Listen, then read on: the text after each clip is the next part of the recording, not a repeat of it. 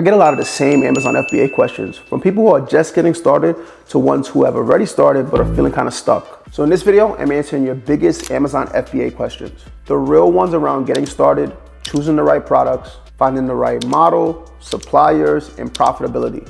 What actually matters if you want this to work long term?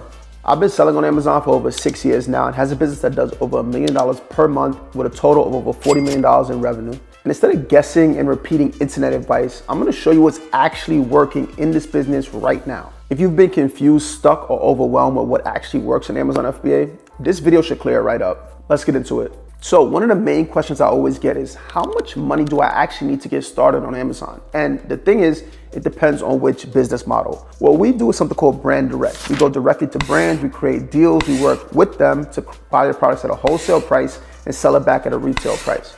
For that, you're gonna need at least $2,500 to $3,000. Look, if you're on a lower budget, what you're gonna wanna start with something called retail arbitrage, which is really simply put, flipping products from stores. So you can go to a retail store, buy the product to resell it on Amazon, or an online store to buy it and resell it.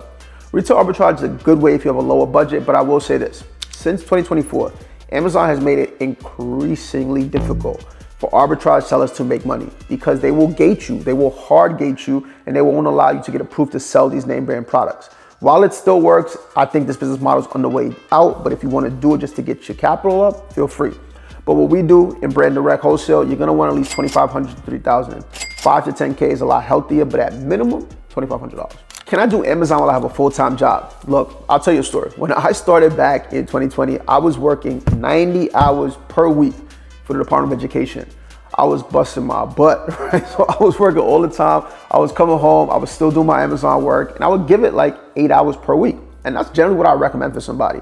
If you cannot commit at least 8 hours per week to this business, no go. So is it a lot of time?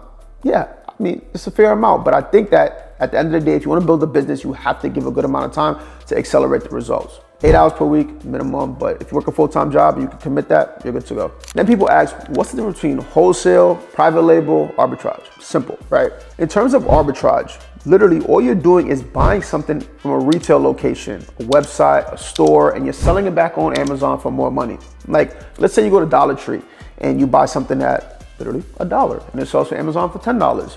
You arbitrage the difference in the middle and make some good money. Thing about it is, while I think this is a great model, like I mentioned earlier, it is on its way out. Amazon just does not want to work with these unauthorized resellers because their biggest fear is that you are potentially selling fake products. That's what we do, wholesale. What we do is work directly with the brands. We get invoices from them that prove that our product is authentic, so Amazon does not worry about if we're selling fake products. And we work with them. We get that product even cheaper than the person that was buying it from a retail store because we're buying it at a wholesale discounted price, and we can get it consistently.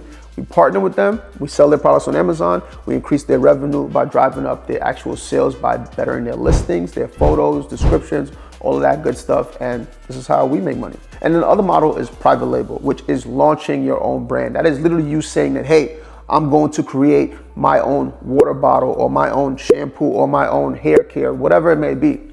And you go out there and you create something, you slap your logo on it, you make a website, all these things, and you start selling it on Amazon. Great way to make money. Only thing I would say is if you are someone getting into the game and your primary focus is cash flow and you don't have a high risk tolerance, when you go out there and literally create something that no one's ever seen, heard about, know about, you have to actually start marketing it, right?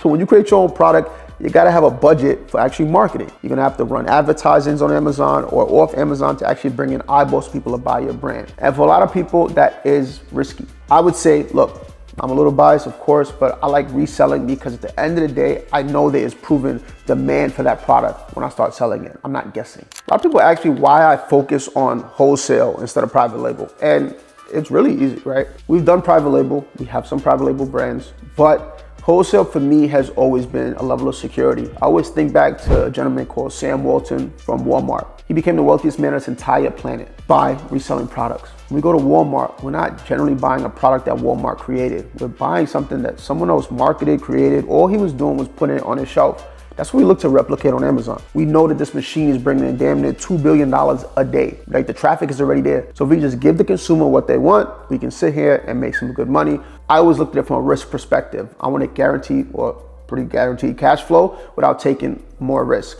But for some people, if you're looking to like exit or build something that's completely yours, then private label might be the way. But if you're looking for cash flow, look, that's why we do wholesale. Can beginners start with wholesale or is it too advanced? Now, I will say wholesale is pretty damn easy, right? It's pretty simple. I won't say easy, but I will say it's simple. To put it in a nutshell, all you are doing is understanding that if something is selling at this price and I can get it at this price, and these are all my fees in the middle, I make this amount of money. That's it. We do some math, we understand what our profit is, and we go out there and create deals with these brands. I think it's a very beginner friendly model. You do need some soft skills. You do need to actually be good at like communicating with people and proving value. But at the end of the day, I think it's one of the lowest risk ways for a beginner to actually jump into the e-commerce space and then take some of that capital and start doing some of the riskier plays like private label. But yes, I think it's very beginner friendly. My mom, who's 68 years old, has her own Amazon store, put it like that. Is Amazon too saturated? This is so funny because back in 2020, people would always say, why are you getting into Amazon? Did you not know that 9 out of 10 Amazon sellers fail?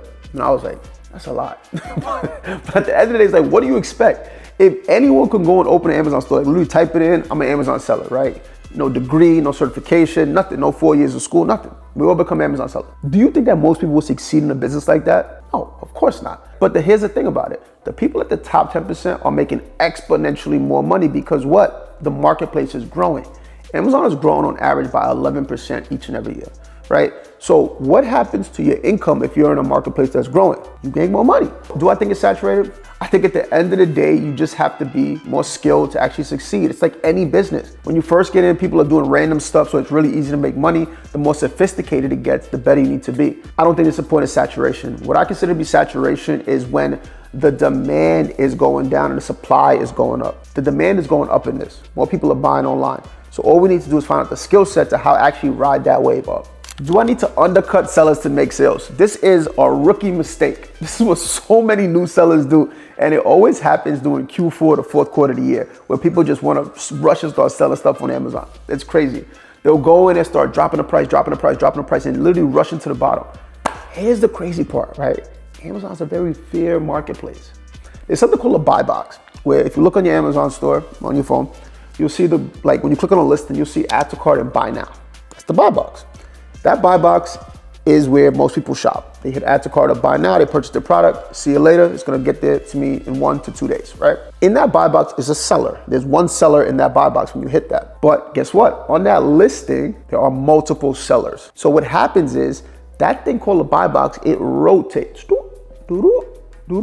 between all the sellers that are priced at the same level. So you don't need to undercut people to start making money. If you just price where everyone else is, you will get your piece of the pie. To put it in layman's terms, if a product is doing like 1,000 sales a month, there are 9 sellers on the listing, you jump on, you are number 10, right? You will effectively get 1,000 divided by 10, 100 sales a month. That is your share of your equity of sales, right? Share the buy box, do not undercut people. That's a rookie mistake, it's a race to the bottom. What's a good ROI for Amazon wholesale? So when we first started, we would take a much lower ROI and a much lower profit margin, right? We would take as low as like 12, 13% ROI. Nowadays, no, we really want for like 20, 25, 30% ROIs to make it make sense for us now. But when you first get started, I think of it very simply. It's like, at the end of the day, I want to make money. My money is best in the marketplace than sitting in my bank account making nothing. Like if you can make a 12, 15% ROI in like a month to a month and a half, that's a good return. Like I'm turning $10,000, right, into another $1,500 in profit in a month. That sounds good to me. This marketplace is all about velocity, but a good ROI, I would think, is at least around 15%, but really we aim for closer to 20 to 30%. Can Amazon shut down your account? Yeah, don't do this. Don't start buying from random people. Like don't start buying from Alibaba or this random closeout store or anything like that. If you get flagged and Amazon says, hey, you might be selling fake products, they can shut down your account. This is exactly why we go directly to the brand. It guarantees that they know this product is authentic. Don't risk them thinking that you sell fake products. Go directly to the brand. Another question I get is what gets sellers suspended? It really goes back to the same point. It is literally because you're selling unauthorized products. If you're selling a product that Amazon can't verify that it comes directly from the brand or an authorized distributor, you run the risk of them shutting down your account. Can you get away with it for a while? Sure, but long-term, build a sustainable business, you do not want to let this happen because when Amazon shut down your account, what they can do is hold your inventory and actually keep your funds where you have to actually appeal to get it back. It is an absolute freaking nightmare. So what you wanna do? Buy directly from brands. What's the biggest mistake that beginners make? Biggest mistake I see beginners make, honestly, is A, not buying directly from brand or authorized distributors, or B, just not doing enough volume. I hear it all the time. Someone will say, hey, I reached out to 20, 30 brands and I didn't get a deal.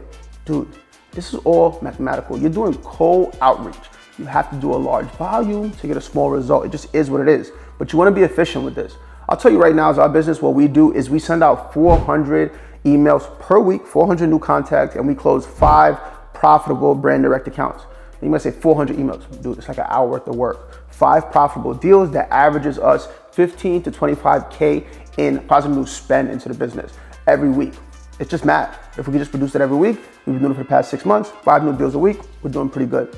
Simple as that. Do a lot of volume on the front end to get a small amount of deals, but those small amount of deals are golden nuggets.